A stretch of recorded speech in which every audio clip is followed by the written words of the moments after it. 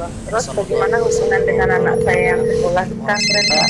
Ini mau nanya. Kita sudah bersuci atau berwudu. Terima kasih, Kemudian Bapak. bersuci wudunya batal. Bismillahirrahmanirrahim. Assalamualaikum warahmatullahi wabarakatuh. Alhamdulillahi wassalatu wassalamu ala rasulillah wa ala alihi wa sahbihi ajma'in, amma ba'd. Ahlan wa sahlan wa marhaban bikum seluruh pemirsa dan pendengar Fatwa TV dimanapun Anda berada. Alhamdulillahirrabbilalamin. Senang sekali rasanya di sore hari ini kami bisa menyapa Anda kembali pemirsa dan juga mendengar dalam program kesayangan kita, yaitu Live Interaktif Hidup Indah dengan Sunnah bersama guru kita Ustadz Dr. M.H. Hasan Ayatullah M.A. Hafizahullah Ta'ala, yang mana beliau merupakan anggota Dewan Fatwa Perhimpunan Al-Irsyad. Salawat dan salam semoga selalu tercurah kepada Nabi kita, suri tauladan kita Nabi Muhammad Sallallahu Alaihi Wasallam. Baik pemirsa dan juga pendengar Fatwa TV dimanapun Anda berada, alhamdulillahirrahmanirrahim. Di sore hari ini kita tentunya akan bersama-sama belajar ya. Kita akan bersama-sama mencari ilmu. Kita akan bersama-sama mendengarkan nasihat dan juga jawaban-jawaban dari pertanyaan-pertanyaan yang telah masuk dari meja redaksi kami maupun dari pertanyaan yang nanti Anda lontarkan melalui line telepon pemirsa dan juga pendengar. Dan alhamdulillah telah bersama kita semua Ustadz M. Hasan Ayatullah di studio Fatwa TV Jember. Kita sapa terlebih dahulu. Assalamualaikum Ustadz. Waalaikumsalam warahmatullahi wabarakatuh. Gimana kabar Ustadz? Sehat Ustadz? Alhamdulillah. Sehat Ustadz ya? Alhamdulillah. Alhamdulillahirrahmanirrahim. Tentunya di sore hari ini Ustadz, Jumat sore, selain ada waktu yang mustajab Ustadz ya, tentunya juga kita akan belajar bersama antum ini Ustadz. Tentunya pemirsa dan juga pendengar banyak sekali yang sudah menunggu kehadiran antum untuk bertanya secara langsung insyaallah Ustadz ya. Allah yasir. Nah, barakallahu fikum Ustaz. Baik pemirsa dan juga pendengar Fatwa TV dimanapun Anda berada, tentunya tak lupa saya menyapa pendengar-pendengar yang tergabung dalam RTVC yang ikut merelay program di sore hari ini. Di antaranya ada Radio Sahabat Tegal, Radio MD FM Probolinggo, Radio Sago FM Sumatera Barat, Radio Al Hikmah Banyuwangi, Radio Tua FM Riau, dan juga Radio Mas FM Sragen. Ahlan wa sahlan wa marhaban bikum seluruh pendengar dimanapun Anda berada. Baik pemirsa, sebelum kita memasuki sesi tanya jawab dan sebelum saya memberikan kesempatan kepada Anda untuk bertanya secara langsung di sore hari ini, seperti biasa kita akan mendengarkan nasihat singkat dari beliau Ustadz Dr. M.H. Hasan Ayatullah M.A. Hafizahullah Ta'ala. Kepada beliau dipersilakan. Baik, jazakumullah khair. Jazakallah khair. Bismillahirrahmanirrahim. Alhamdulillahirabbil alamin wa sallallahu wa sallama wa baraka ala abdihi wa rasulih nabiyina Muhammad wa alihi wa sahbihi ajma'in. Amma ba'd, kaum muslimin dan muslimat, pemirsa Fatwa TV rahimana wa rahimakumullah. Belajar atau mendalami agama merupakan suatu yang istimewa dan mahal. Ibadah yang berat tidak semua orang mampu untuk melaksanakannya. Salah satu ungkapan yang dinukil dengan termasuk mutiara hikmah dari Ibnul Jauzi dalam kitab beliau Saidul Khatir. Beliau mengatakan, ta'ammaltu ajaban anna kulla syai'in nafisin khatir yatulu tariquh wa yakthuru at-ta'ab fi tahsilih. Aku perhatikan banyak sesuatu yang menakjubkan. Setiap sesuatu yang berharga pasti berat dan panjang perjalanan mendapatkannya. Orang tidak gampang untuk berhasil meraihnya. Pasti harus capek dulu. Fa innal ilm lamma yakunu ashrafal asya' la yuhsalu minhu illa bit-ta'bi was-sahari wat-tikrar wa tarki al-ladzat. Dia mengatakan ilmu ketika merupakan satu hal yang paling istimewa, maka tidak bakal didapatkan kecuali dengan capek, payah, kemudian tidak tidur semalaman. Harus begadang. Kemudian termasuk seorang perlu meninggalkan hobi maupun hal-hal yang mudah dan dia sukai. Dan ini sebenarnya banyak kisah keteladanan dari para ulama ahli hadis terutama. Ketika mereka melakukan perjalanan, belajar, keluar kota, keluar negeri dengan menggunakan fasilitas seadanya. Dalam rangka mereka mempelajari sabda Rasul sallallahu alaihi wasallam, lalu disampaikan, ditulis, sehingga kita menjadi makhluk akhir zaman tinggal menikmati saja.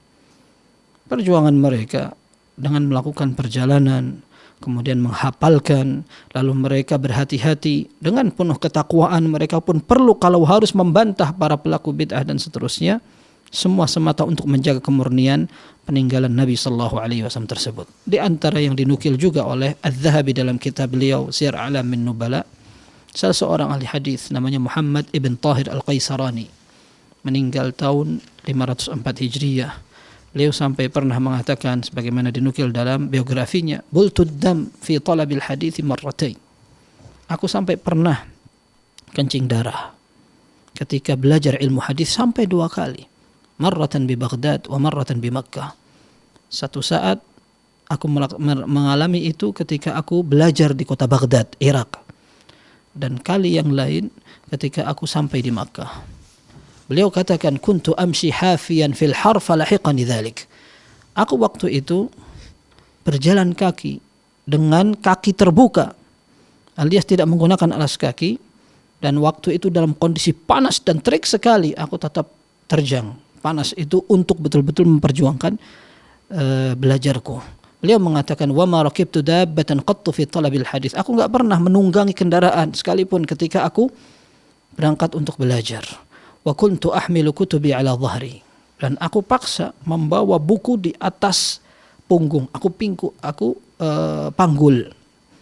Dan beliau bukan berarti tidak tidak ingin menikmati fasilitas atau ingin tampil zuhud, bukan. Tapi beliau mengatakan, aku tidak ingin minta-minta sekalipun satu orang yang aku kenal. Aku tidak akan menjadi orang yang suka minta-minta selama aku belajar ilmu ini.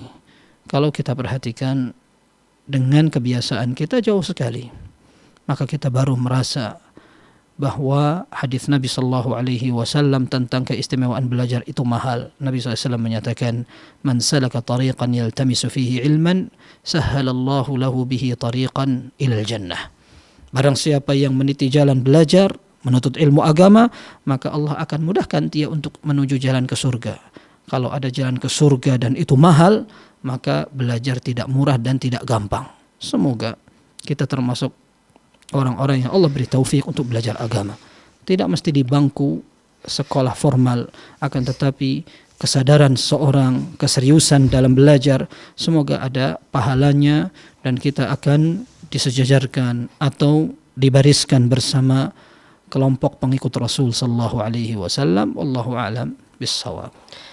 Nah Ustaz, syukran jazakallahu khairan barakallahu fikum Ustaz atas nasihatnya dari Ustaz M. Hasan Ayatullah tentang pentingnya belajar ya, di mana dulu para ulama, para sahabat Ustaz ya, yang tadi kencing darah tadi Ustaz. Itu seorang ahli hadis di abad ke-5. Ya. Masya Allah, luar biasa. Kita sekarang ya sudah ada ilmu tapi kadang malas Ustaz ya. Beda Ustaz ya, memang Ustaz ya sama orang-orang zaman dahulu Ustaz keimanannya. Jadi kita memang harus berusaha untuk setidaknya menyamai mereka walaupun tidak akan pernah bisa sama. Baik pemirsa dan juga pendengar Fatwa TV dimanapun Anda berada, kali ini saya akan berikan pertanyaan, atau kali ini saya akan memberikan kesempatan kepada Anda. Bagi Anda yang ingin menanyakan sesuatu secara langsung di sore hari ini, Anda bisa menghubungi kami di nomor 0331 544 6087, atau Anda bisa menghubungi kami melalui line WhatsApp di 0821 7000 6087. Baik pemirsa dan juga pendengar, kami tunggu telepon dari Anda atau partisipasi dari Anda semuanya. Baik Ustaz, selagi menunggu pertanyaan dari telepon, kita bacakan pertanyaan dari website Ustaz. Baik. Pertanyaan pertama dari Vera Umu Amar di Kota Batu, Jawa Timur. Pertanyaannya, bismillahirrahmanirrahim. Ahsanallahilaikum Ustaz, izin bertanya, bagaimana hukum ketika kita terpaksa mendengarkan musik walaupun kita tidak ingin? Misal saat jualan di suatu tempat yang ada musiknya, atau ada anggota keluarga yang masih suka mendengarkan musik. Syukran saja, jazakallahu khairan. Wa jazakumullah khairan.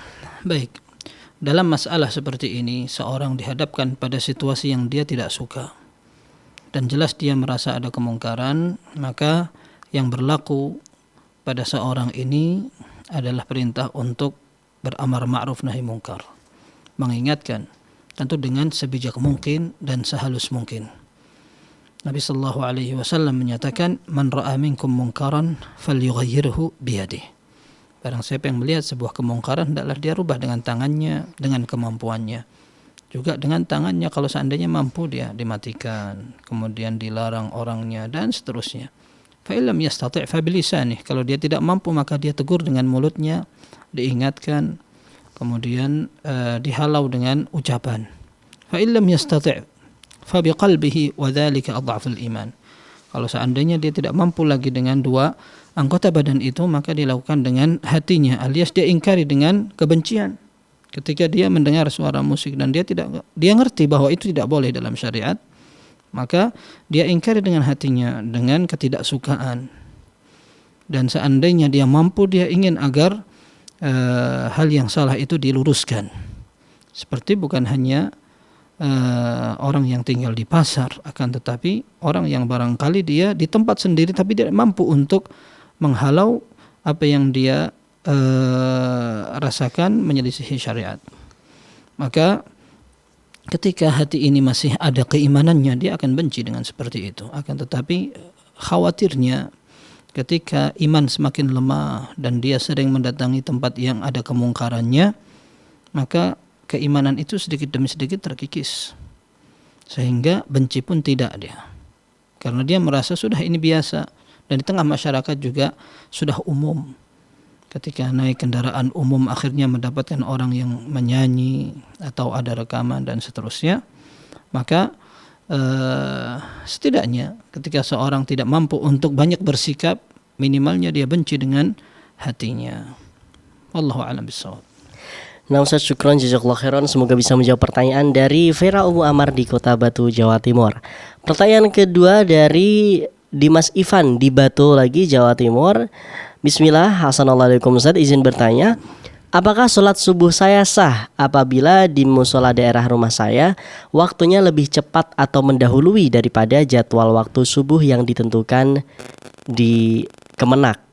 Itu Ustaz, apakah saya dan apa yang harus saya lakukan? Apakah saya harus mengulangi di rumah?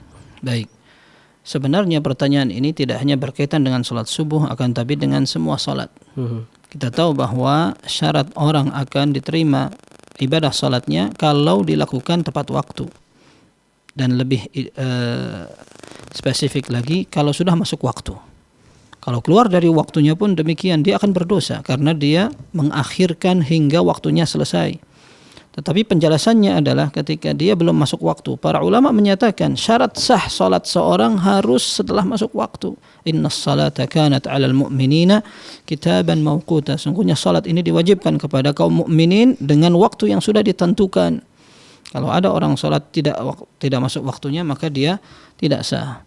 Terlepas dari siapa yang menentukan atau yang membantu untuk menunjukkan waktunya. Dan kita tahu salat subuh yang ditanyakan adalah dengan terbit fajar. Kalau orang bisa melihat sendiri, maka dia lebih mudah. Kalau seandainya tidak, maka dia bisa menggunakan tanda-tanda yang telah ditetapkan oleh orang-orang terpercaya. Maka seandainya memang tadi yang ditanyakan oleh penanya bahwa sholat subuh dia belum masuk waktu, maka dia ulang, karena berarti sholatnya belum sah. Tetapi kalau ternyata itu hanya kekhawatiran saja, jangan belum masuk waktu, atau mungkin karena azan di tempat dia suka terlambat, lalu dia sholat sebelum azan orang-orang di kampungnya, memang tidak ada masalah seperti ini. Tapi jika seandainya memang dia laksanakan sebelum waktu yang biasa digunakan kaum muslimin, maka hendaklah dia berhati-hati dengan mengulang sholatnya. Wallahu a'lam bishawab. Nah Ustaz, syukran jazakallahu khairan barakallahu fikum. Semoga bisa menjawab pertanyaan dari saudara Dimas Ivan di Batu dan juga menjadi faedah bagi kita semua. Baik pemirsa dan juga pendengar, kami masih menunggu pertanyaan dari Anda. Masih ada banyak waktu ya buat Anda untuk bertanya seputar hadis mungkin ya, atau hukum-hukum. Di sore hari ini Anda bisa bertanya secara langsung kepada Ustaz Dr. MH Hasan Ayatullah di nomor 0821 706087 melalui line WhatsApp. Baik, pertanyaan selanjutnya kita masih di Kota Batu. Ada Ibu Silvia atau Ibu Silvia. Izin bertanya Ustadz, saya sudah berpuasa Daud, Senin Kamis, Ayamul Bid, dan puasa sunnah lainnya. Contoh Asyura, bagaimana menurut Ustadz? Karena ini dilakukan secara terus menerus. Apakah diperbolehkan? Syukran Ustadz. Barakallahu fiikum. Yang pertama, melaksanakan puasa Asyura tidak terus-menerus, artinya puasa sering karena dia hanya dilakukan 1 tahun sekali. Kemudian puasa Arafah setahun sekali. Jadi kalaupun dikatakan terus-menerus artinya tiap tahun.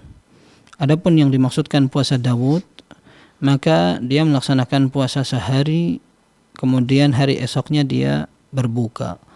Besoknya lagi dia berpuasa, hari berikutnya dia tidak berpuasa. Ini maksudnya puasa Daud, dan itu merupakan afdhalus siyam. Dalam hadis yang sahih diriwayatkan Imam Bukhari dan Muslim, sahabat Abdullah bin Amr radhiyallahu anhuma mengatakan bahwa beliau kuat untuk melaksanakan puasa, dan memang beliau banyak sekali puasa dan salat malamnya sampai membuat keluarganya mengeluh karena puasa terus, sehingga hak keluarganya seolah terbengkalai. Nabi SAW mendengar dan beliau marah. Beliau mengatakan, "Balaghani annaka fa'alta kadza wa kadza." Telah sampai kepadaku kamu melakukan ini dan itu. Artinya beribadah dengan berlebihan. Maka Nabi SAW panggil, kemudian disuruh puasa setiap hari hanya sekian hari. Dia mengatakan, "Ya Rasulullah, inni utiqu aktsara min dzalik." Aku bisa lebih banyak dari itu untuk berpuasa. Sampai kata Nabi SAW, "Fasum yauman wa aftir yaumain." Kalau begitu kamu puasa sehari, kemudian tidak puasa 2 hari. Qala ya Rasulullah, inni utiqu afdhala min dzalik. Aku masih bisa untuk berpuasa lebih dari itu. Maka Nabi SAW menyatakan, "Fasum yauman wa aftir yauman fa innahu shaumu Daud wa huwa afdhalus shiyam." Kalau begitu ini sudah puasa Daud. Sehari puasa, sehari tidak. Dan itu adalah puasa yang paling afdal. Dan ini kalau kamu mau kerjakan. Maka Abdullah bin Amr bin Al-As radhiyallahu anhu mengatakan, "Inni utiqu afdala min dzalik." Aku masih kuat untuk melakukan lebih dari itu. Maka Nabi SAW jawab, "La afdala min dzalik." Tidak ada yang lebih afdal dari itu. Dan dalam riwayat disebutkan Abdullah bin Amr bin Al-As radhiyallahu anhuma berpuasa terus sampai ketika beliau tua. Beliau seolah menyampaikan sebuah penyesalan. Beliau mengatakan, "Laitani qabiltu rukhsata Rasulillah sallallahu alaihi wasallam." Seandainya aku menerima keringanan yang ditawarkan oleh Nabi sallallahu alaihi wasallam. Dan beliau tidak ingin merubah gaya hidupnya. Ketika Nabi sallallahu alaihi wasallam masih ada, Abdullah bin Amr tampilkan dia sebagai orang yang berpuasa. Ketika Nabi SAW meninggal, akhirnya beliau tidak mampu berpuasa dan berubah gaya hidupnya. Abdullah bin Amr tidak ingin seperti itu, sehingga beliau berupaya untuk menjaga keistiqomahan. Kalau dulu di zaman Nabi SAW beliau sering puasa, ketika Rasulullah SAW sudah meninggal, beliau tetap ingin melanjutkan puasanya. Akan tapi beliau kesulitan sekali. Akhirnya beliau berharap dan berandai-andai, kalau saja dulu di zaman Nabi SAW puasaku sebisanya, maka sekarang masih bisa aku perjuangkan. Maksudnya, seorang ketika berpuasa, dia berupaya untuk tidak memaksakan diri. Dan ini sebenarnya bukan hanya puasa saja, semua ibadah, baik salat, mau sedekah, mau menghafal, mau beramar ma'ruf nahi mungkar, mau berhaji dan umrah, seorang tidak boleh berlebih-lebihan. Akan tetapi, mana yang kira-kira dia mampu untuk kerjakan. Khawatirnya ketika seorang memaksakan diri, satu saat dia kesulitan dan susah untuk kembali. Ketika dia mau tidak mau harus meninggalkan ibadah itu, kemudian dia ada semangat lagi untuk mengerjakan dan mengulang apa yang dulu pernah dikerjakan, berat. Karena istiqomah itu yang lebih susah untuk diperjuangkan. Maka kalau tadi ditanyakan boleh atau tidak berpuasa Daud, kemudian nanti ketika ada puasa yang afdal, maka dia sambung puasanya dengan itu. Jawabannya boleh, wallahu alam. Seperti misalkan hari ini puasa Senin, Selasa tidak berpuasa, Rabu berpuasa. Daud seperti itu. Pas hari Selasa dia tidak puasa, pas ada puasa Arafah, lalu dia ingin puasa Arafah, atau dia ingin puasa Asyura. Jawabannya boleh. Jawabannya boleh. Akan tetapi kita katakan bahwa yang paling afdal adalah seorang berupaya untuk menjaga keistiqomahannya, berpuasa semampu dia, dan apa yang bisa diperjuangkan atau dijaga keistiqomahannya jauh lebih baik daripada sekarang dia berpuasa banyak, lalu ketika dia sibuk atau dia capek, akhirnya dia tidak puasa sama sekali. Nabi SAW ditanya, amal apa yang lebih disukai Allah? Beliau mengatakan, adwabuha wa in qallat, yang bisa dijaga kesinambungannya meskipun cuma sedikit. Maka nasihat kami, kalau seandainya ada orang ingin berpuasa, silahkan mau berpuasa, akan tapi semampunya. Jangan terlalu dipaksakan, lebih sering puasa, ketika dia sakit atau capek sedikit, akhirnya dia berhenti, ketika akan mengulang susah lagi. Wallahu a'lam bissawab. Aina Ustaz, syukron jazakallahu khairan barakallahu fikum atas jawabannya. Baik, kita sudah terhubung dengan penelpon yang pertama, ada hamba Allah di Tangerang. Kita sapa. Halo, assalamualaikum Fatwa TV. Waalaikumsalam warahmatullahi wabarakatuh. Silakan Ibu dengan pertanyaannya. Iya. Ya, izin bertanya Ustadz.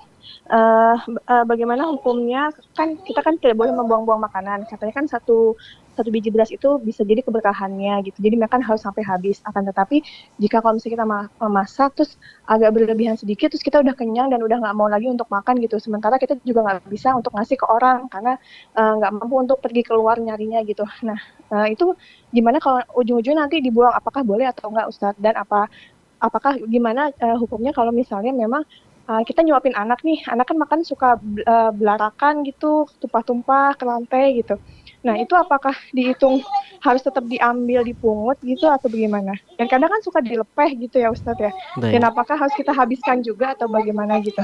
Baik, terima kasih. Ya, jazakumullah khairan, barakallahu fikum. Jazakumullah khair, barakallahu fikum. Baik, silakan Ustaz. Kaidah secara umum, tabdzir merupakan suatu tercela. Menyia-nyiakan harta dilarang oleh Nabi sallallahu alaihi wasallam. Dalam hadis yang sahih, nah Rasulullah sallallahu an thalath. Nabi SAW melarang dari 3 hal. Yang pertama, kathratis su'al, wa qila wa qal, wa idha'atil mal. Tidak boleh mengikuti isu, kemudian tidak boleh banyak bertanya atau banyak meminta-minta. Kemudian yang ketiga, tidak boleh menyia-nyiakan harta. Termasuk dalam hal ini ketika seorang membadzirkan makanan. Kalau seandainya seorang memiliki makanan kemudian basi karena terlalu banyaknya, mudah-mudahan dia ditoleransi dan dimaklumi. Akan tetapi jika seandainya seorang sudah tahu kemampuan maupun kapasitas untuk menghabiskan, mengkonsumsi itu terbatas, lalu dia tetap aja beli dengan skala besar, kemudian dia selalu berlebihan, akhirnya banyak basinya, maka tentu yang seperti ini tercela. Kita ingat bahwa sebagian kaum muslimin untuk makan saja berat sekali. Apalagi ketika kita berpikir di kondisi hari-hari seperti ini, banyak pakar ekonomi mengatakan sangat mungkin akan banyak orang-orang yang putus sekolah, kemudian ekonomi jatuh, sehingga orang akan berpikir ulang untuk melakukan aktivitas yang penting sekalipun.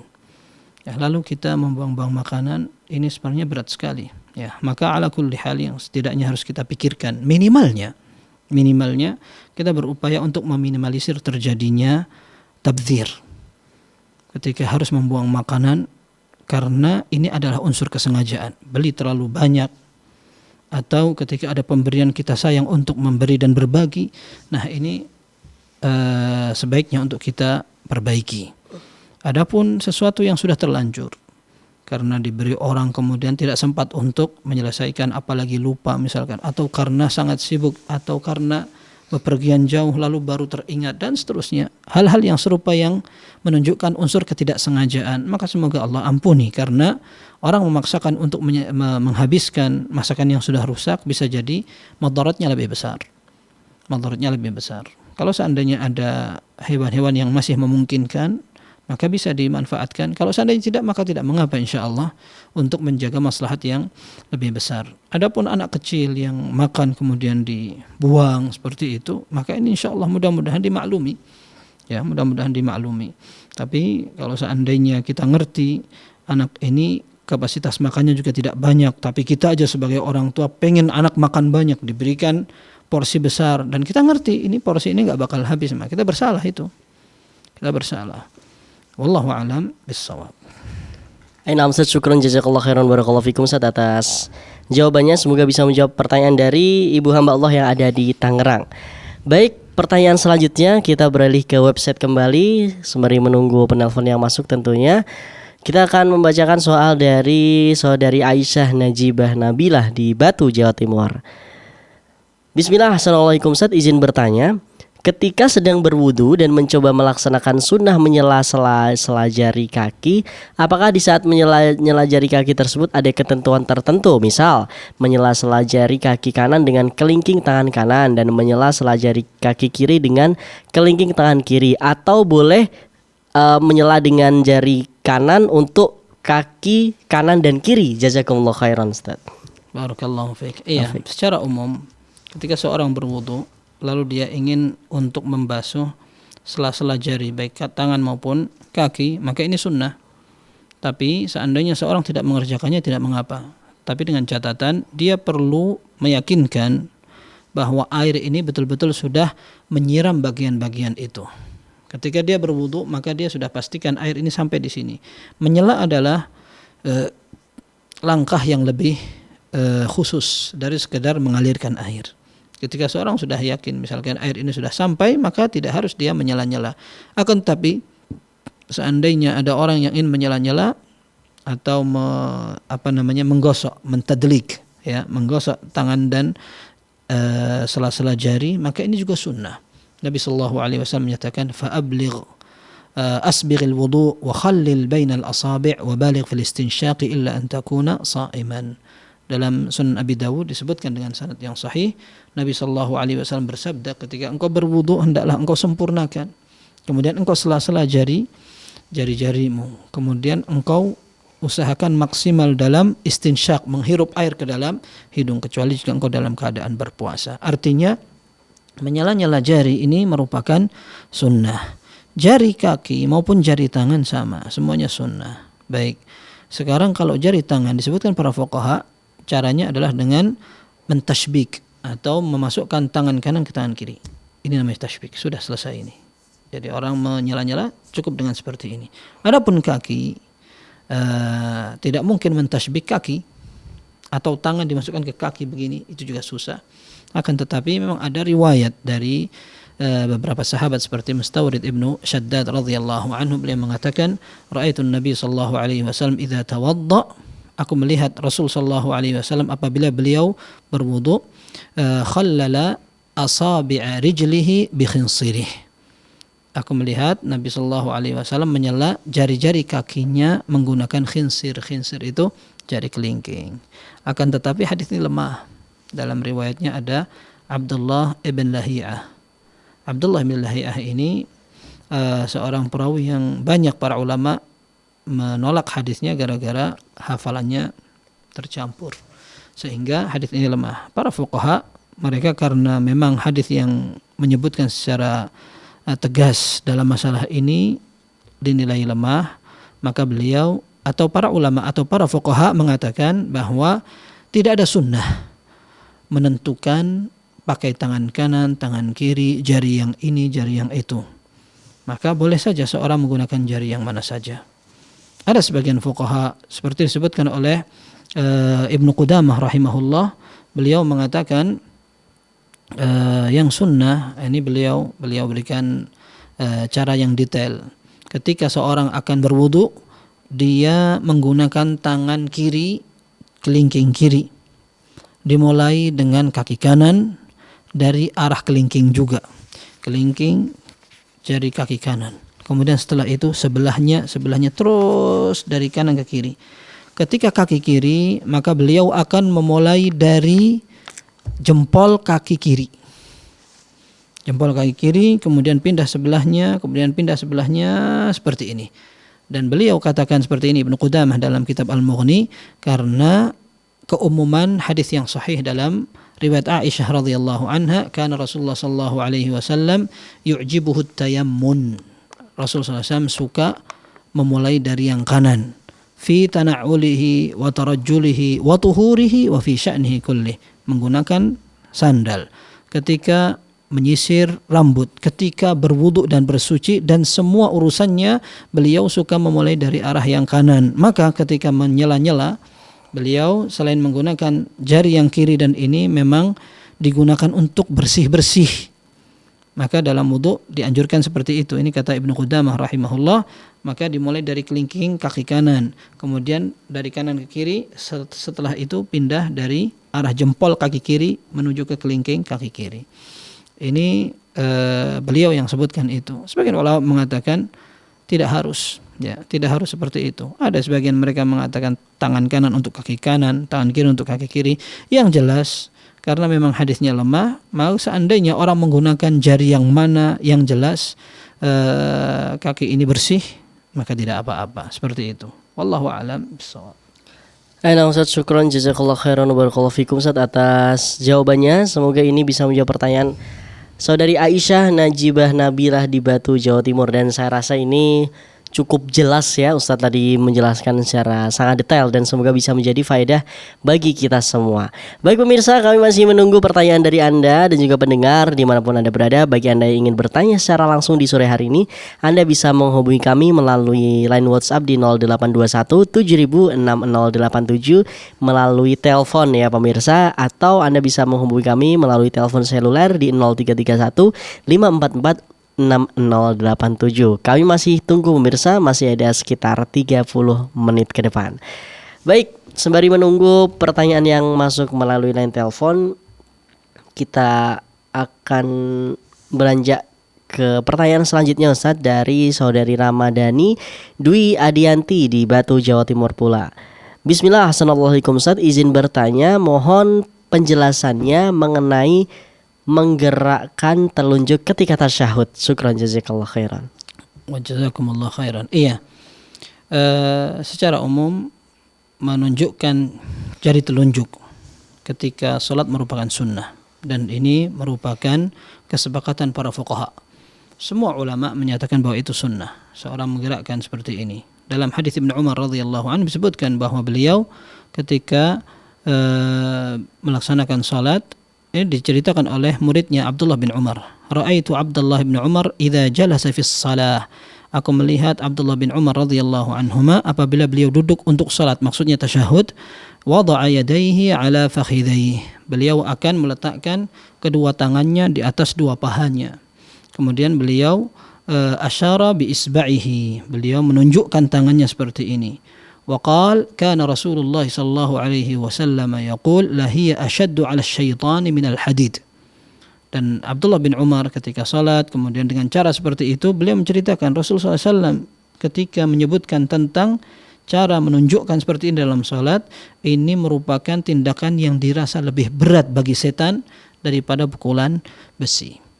Nah, dalam hadis yang diriwayatkan oleh sahabat Wa'il ibnu Hujur radhiyallahu anhu juga sama dalam riwayat tentang menunjukkan jari telunjuk ketika tasyahud.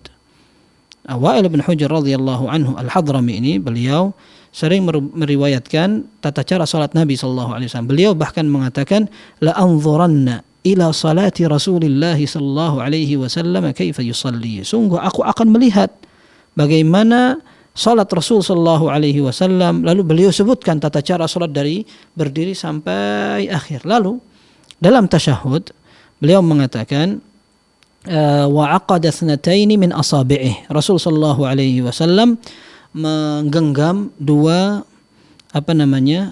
jarinya. Ini tangan ini beliau menggenggam dua jarinya begini. Kemudian fahallaqa halqatan. Maka beliau membuat satu lingkaran. Lingkaran itu dibentuk dari ibu jari dengan jari tengah begini.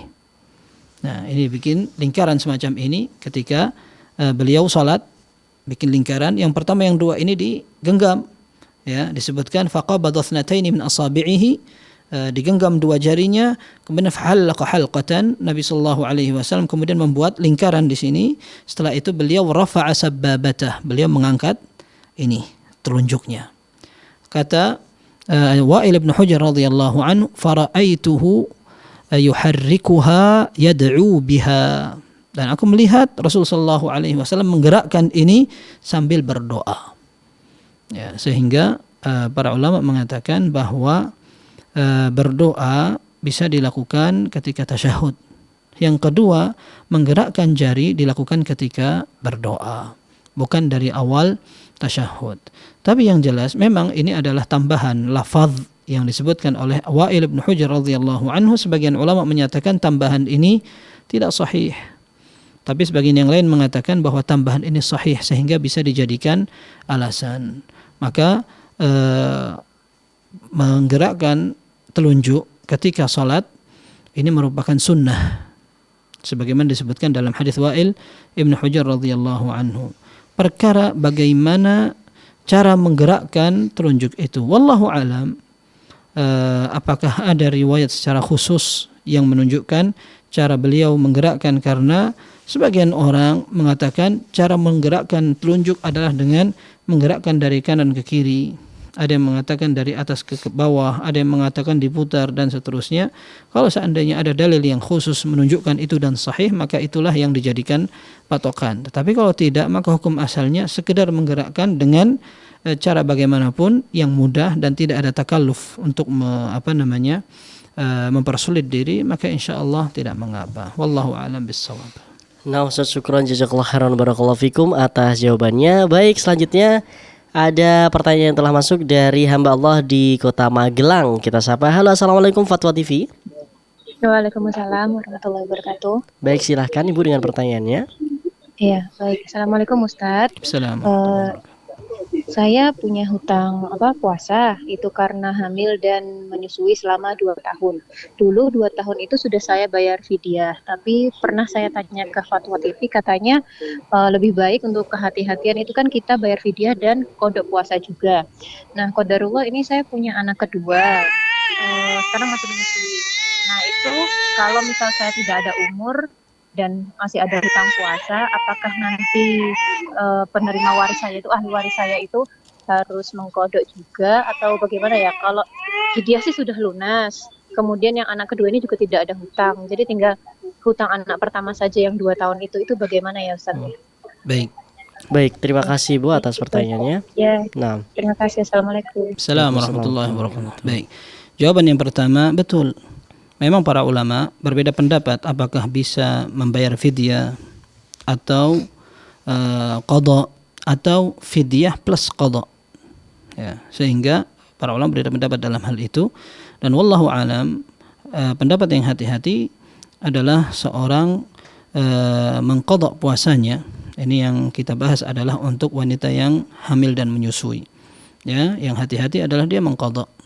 Karena orang yang hamil dan menyusui tidak bisa disamakan dengan orang yang tidak mampu sama sekali, seperti orang tua, pikun dan seterusnya. Kalau pikun memang tidak wajib, akan tapi orang tua yang sudah tidak mampu lagi berpuasa, seperti Anas bin Malik ketika sudah tua, beliau tidak berpuasa tapi fidyah. Ya. Adapun orang yang sakit, maka orang yang sakit secara waktu sebentar dia dibolehkan tidak puasa kemudian mengqadanya. Dan wallahu alam orang hamil menyusui lebih identik dengan orang seperti ini. Kemudian kalau seandainya ada orang yang tidak mampu untuk melaksanakannya tapi sudah keduluan meninggal, maka tidak mengapa. Tidak mengapa, dia tidak berdosa. Dan tidak ada kewajiban untuk mengqadha juga untuk ahli warisnya. Ketika ada misalkan orang dia sehat dan dia berpuasa di bulan Ramadan, qadarullah kecelakaan. Kemudian dari awal Ramadan dia berpuasa sampai 3 hari, hari keempat kecelakaan sehingga dia mau tidak mau harus membatalkan karena untuk pengobatan serius. Sampai hari ke-10 meninggal. Maka setelah itu tidak ada kewajiban dia untuk mengqadha karena memang pada saat dia sakit, para ulama menyebutkan dia tidak diwajibkan untuk berpuasa, dia lagi sakit. Dan dia tidak mampu untuk mengqadha bukan karena dia meremehkan, akan tetapi karena dia memang belum mampu. Maka demikian pula untuk wanita yang memang sering melewati masa hamil dan menyusui. Ini ditanyakan kepada Hay'ah Kibarul Ulama Arab Saudi. Majelis ulama ditanya Syekh bin Baz rahimahullah, ketika ada orang yang hamil kemudian tahun depan menyusui, kemudian tahun depannya hamil dan tahun depannya menyusui lagi, ada betul-betul teks pertanyaan dengan seperti itu berulang sampai 3 tahun. Kata beliau, hatta seandainya 4 tahun dan lebih, kalau seandainya dia belum mampu maka dia tidak wajib untuk berpuasa sampai dia mampu, nanti baru dia qadha sebisanya. Qadha sebentar, mau dibuat puasa Senin Kamis, mau dibuat puasa Daud seterusnya, ini tidak mengapa. Ya, akan tetapi ketika ada orang yang belum sempat untuk mengqadha karena tidak mampu, karena dia menyusui terus dan selama dia menyusui tidak mampu untuk berpuasa, maka tidak mengapa. Kalau dia hamil lagi, maka tidak mengapa. Dia diminta untuk mengqadha pada saat dia mampu, seperti itu. Kemudian ahli warisnya juga tidak perlu untuk istilahnya melaksanakan puasa yang ditinggalkan oleh si mayit. Kecuali jika seandainya terjadi penundaan dengan sengaja. Nah, ini dibahas oleh para fuqaha ketika ada orang meninggal dan dia punya hutang puasa dan mestinya dia bisa berpuasa itu. Nah, maka ahli warisnya dianjurkan untuk berpuasa bagi si mayit. Tapi kalau seandainya si mayit tadi memang dia tidak berkewajiban berpuasa, karena seperti yang tadi kita sebutkan, orang yang sakit kemudian sakitnya bersambung dengan wafat, maka tidak mengapa dia tidak mengqadha puasanya dan ahli warisnya juga tidak harus untuk berpuasa. Wallahu a'lam bissawab. Nah Ustaz, syukron, jazakallah khairan, barakallahu fikum. Semoga bisa menjawab pertanyaan dari ibu hamba Allah yang ada di Magelang tadi, pemirsa dan juga pendengar. Baik pemirsa, masih ada sedikit waktu bagi Anda untuk bertelepon secara langsung atau menanyakan secara langsung. Dan kita telah terhubung dengan Ibu Nur yang ada di Aceh. Kita sapa terlebih dahulu. Halo, assalamualaikum Fatwa TV. Halo, assalamualaikum Fatwa TV. Ya, Ibu Nur. Halo, assalamualaikum Fatwa TV. Baik, ternyata terputus pemirsa dan juga pendengar. Baik, kembali saya ingatkan masih ada sedikit waktu, sekitar 20 menit. Kita masih menunggu pertanyaan dari Anda pemirsa. Barangkali ada yang ingin bertanya di sore hari ini, kita persilahkan untuk bisa bertanya di nomor 0821 7000 6087 atau di telepon seluler biasa di 0331 544 6087. Baik Ustaz, selanjutnya ini ada pertanyaan yang cukup menarik Ustaz, dari Ibu Fioren Herlita di Kota Batu kembali, Jawa Timur. Assalamualaikum warahmatullahi wabarakatuh. Semoga Allah merahmati asatid dan akhwatuna yang hadir di forum ini, amin ya rabbal alamin. Izin bertanya Ustaz, apabila seorang wanita selesai berjima dengan suaminya, belum sempat dia mandi junub, tiba-tiba datang haid, sehingga dia dalam keadaan dua hadas besar dalam beriringan. Apakah dia harus mandi junub dengan niat membersihkan diri dari junubnya agar dia bisa membaca Al-Quran, sedangkan dia dalam kondisi sedang haid? Jazakumullah khairan. Jazakumullah khairan. Baik, ini ada setidaknya 2 poin. Yang pertama adalah orang yang melewati masa haid dan melewati janabah. Junub adalah hadas besar, sebagaimana haid juga hadas besar. Ketika ada orang haid kemudian dia sempat seperti tadi disebutkan ada junub juga, kalaupun dia mandi junub maka dia tidak bakal mengangkat hadas besarnya, karena bagaimanapun juga haid itu tidak akan terangkat dengan mandi kalau masih belum suci. Maka para ulama menyebutkan bahwa orang yang haid kemudian dia mandi, meskipun diulang-ulang mandinya, haid ataupun hadas besarnya tidak akan terangkat atau hilang sampai dia betul-betul suci. Akan tetapi seperti yang disebutkan tadi, untuk wanita yang ingin membaca Al-Quran, para ulama atau fuqaha ahli fikih mereka berbeda pendapat, boleh atau tidak seorang wanita yang haid membaca Al-Quran. Ini bukan pembahasan menyentuh mushaf, ini berbeda lagi. Para ulama menyebutkan bahwa membaca Al-Quran sambil menyentuh mushaf tidak boleh untuk wanita yang haid.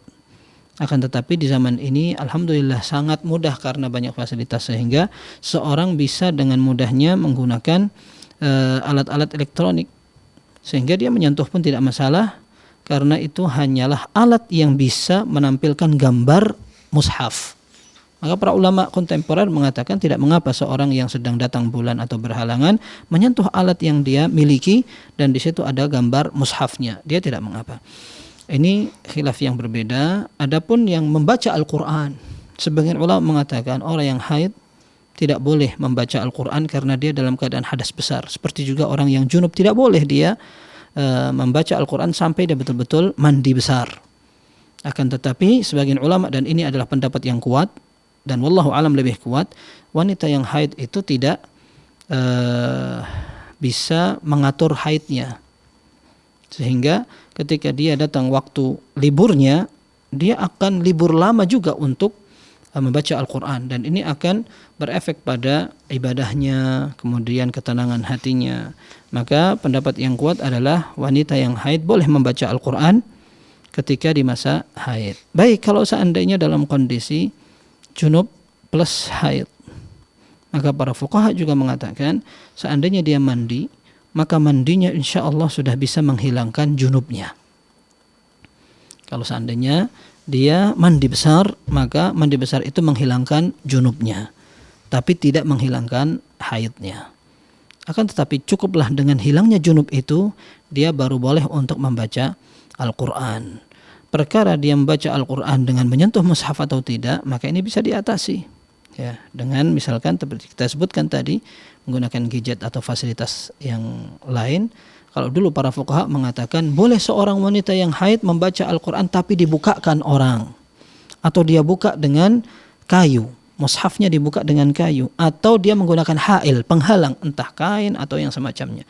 Sehingga kalau memegang mushafnya, ini yang diperselisihkan ulama, kalau membacanya wallahu a'lam pendapat yang kuat dibolehkan.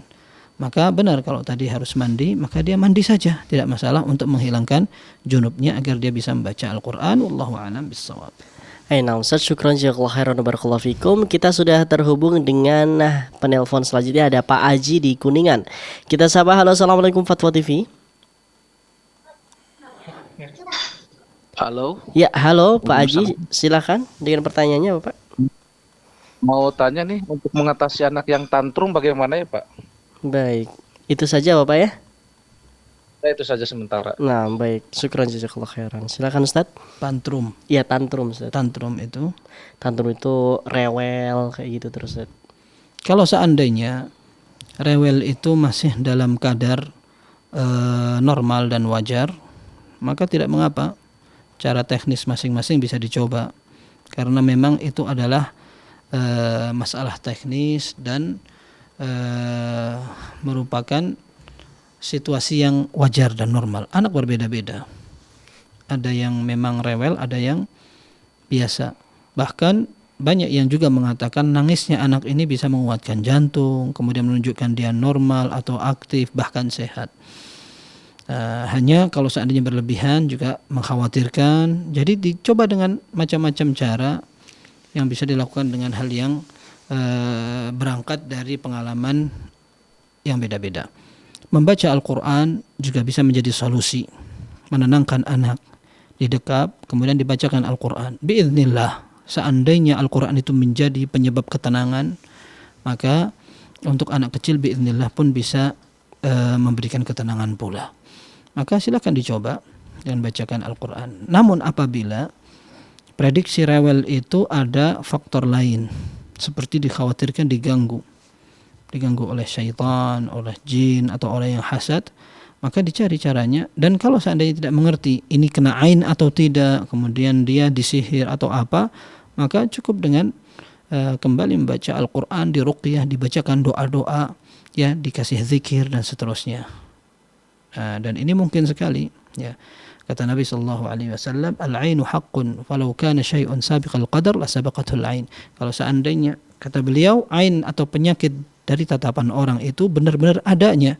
Kalau ada sesuatu yang bisa mendahului takdir, maka ainlah yang akan bisa melakukannya. Maka seorang perlu menjaga diri dari ain dengan membentengi diri dari orang yang tidak suka, dengan zikir, kemudian banyak membaca Al-Quran, anak kecil didoakan, selalu dizikirkan, dan seterusnya. Kemudian kalau sudah ada hal-hal yang mengkhawatirkan, maka bisa diruqyah, dibacakan Al-Quran, tidak ada cara yang lain. Dibacakan Al-Quran, maka insya Allah tidak mengapa. Dan kita berupaya untuk tidak mencari penyebab-penyebab itu. Seperti di zaman sekarang, orang gampang sekali posting foto anak, foto keluarga, atau kebahagiaan keluarga, dan seterusnya. Ini bisa memancing hasad orang, ya. Dan ini yang bisa membuat juga orang melihat, lalu dia ternyata na'udzubillah punya penyakit ain. Maka seorang tertuntut untuk mengambil langkah preventif. Kalaupun sudah, maka dia mencari cara yang syar'i dalam mengatasinya. Wallahu alam, caranya seperti itu. Bacakan Al-Quran. Kalaupun seandainya memang sebabnya masih dalam taraf wajar dan normal, tidak mengapa juga dibacakan Al-Quran. Insya Allah aman, biiznillah. Biiznillah aman. Nah Ustaz, syukran jazakallahu khairan wa barakallahu fikum atas jawabannya. Semoga ini bisa menjadi jawaban dari Pak Aji di Kuningan ya, dan juga menjadi hikmah atau pelajaran bagi kita semua tentunya. Baik pemirsa dan juga pendengar, kembali sedikit masih ada waktu. Barangkali Anda ingin bertelepon atau bertanya secara langsung, kami masih buka kesempatan yang masih ada sedikit ini. Sembari menunggu pertanyaan yang masuk, kami akan membacakan pertanyaan Ini dari hamba Allah di Semarang, Jawa Tengah. Assalamualaikum Ustadz, semoga Ustadz selalu dalam lindungan Allah Subhanahu wa Ta'ala, amin. Izin bertanya Ustadz, suami Ana pernah berkata saat Ana memakai pakaian peninggalan ibunya, beliau berkata, aku kangen kamu wahai ibu, dengan peluk Ana. Apakah hal itu sama dengan suami sudah mendihar Ana Ustadz? Apakah suami harus membayar denda dihar? Mohon pencerahannya Ustadz. Syukran jazakallah khairan. Jazakallah khairan. Dalam syariat atau dalam bahasan fikih, zihar artinya seorang suami mengatakan kepada istrinya, anti alayya ka dhahri ummi. Kamu bagiku adalah seperti ibuku. Ya. Dan kata-kata zihar ini ditegaskan di dalam Al-Quran, dihukum orang yang melakukannya dengan berpuasa 2 bulan berturut-turut, dan dia harus menyesal, dia tidak boleh mengulangi kembali. Baru setelah dia berpuasa 2 bulan berturut-turut, dia boleh untuk kembali menemui istrinya. Akan tetapi para fuqaha mengatakan zihar ini sama dengan nikah dan cerai.